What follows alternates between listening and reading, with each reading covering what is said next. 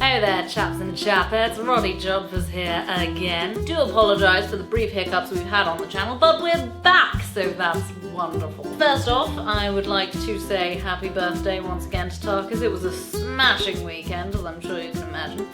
I did take some time out, though, to hang out with a very dear friend of mine. We wanted to try something a little bit different, and bless her, she's an interesting individual, and so we ended up at a cat cafe. Now, if anyone has ever had the pleasure of going to one of these establishments, they'll understand what I mean when I explain. For those of you that haven't, a cat cafe would be somewhere where they fail at looking after cats and at managing a cafe at the same time. Very efficient. I mean, admittedly, the furry blighters did seem quite happy, but it was somewhat contradictory. As we came in through the door, they offered the rules of shoes and socks off, no lifting the cats, no sort of picking them up, and do not allow the cats to eat anything. Now, if you know cats, you know that not allowing them to do something does not mean they will not do something. And in fact, we did spend rather a lot of time with this rather mournful looking fellow, but do not be fooled. It's all an act. All he wants is your cake. He attempted to steal most of the cake off of us, although it took about an hour for the cake to arrive, so really, he could go whistle for it, because by that point I was bloody famished. We drove to Uxbridge, not Oxbridge, as many of my friends are from. No, Uxbridge, the other one, which is an end-of-the-line tube station, and we caught the tube into London and then found the cafe, and that was all fine, and then we spent several hours enjoying the frolicsome cats. And then we tried to go home, and apparently that was foolish of us and we shouldn't have tried.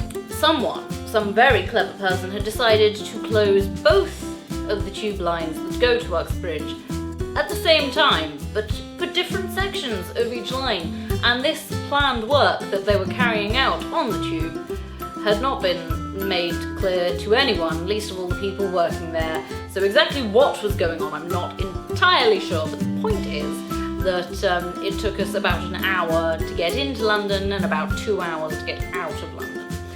So it was a very harrowing experience. I mean, public transport is not ideal at the best of times.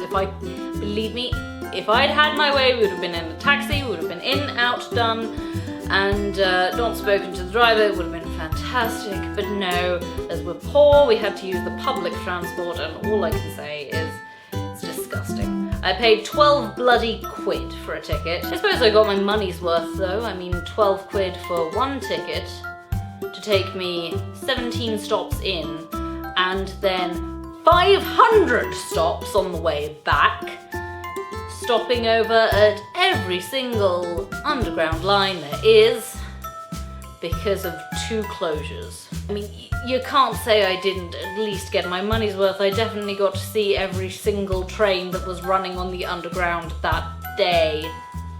And let's be fair, let's not allow transport to diminish from the wonderment of seeing that many cats. I can still smell cat piss everywhere.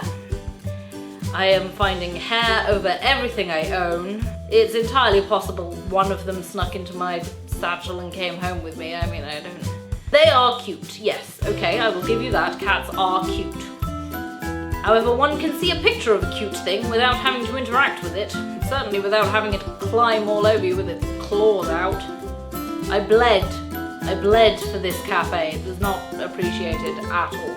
Although, in fairness, I have to say I did meet quite a majestic fellow who I named Roderick II, and I feel we struck it off. He was just generally a very handsome fellow, I thought, and he had a certain air of dignity about him that the other ones didn't so much. So yes, overall, cats, cafe, London, Roderick II, not bad. Well, I'm sorry to keep it brief, my friends, but I have to skedaddle because my presence is again being demanded of. I know, popular person that I am. I have a lot to do and a lot to take care of, and I'm being taken to some wonderful place. It's a Swedish place, and as I understand it, it sells sort of bespoke furniture, as it were. completely unique to the person who buys it. I'm not entirely sure exactly what's going on with it, but they left me in the dark a little bit, but I'm going to experience this Swedish furniture shop. It's going to be very interesting.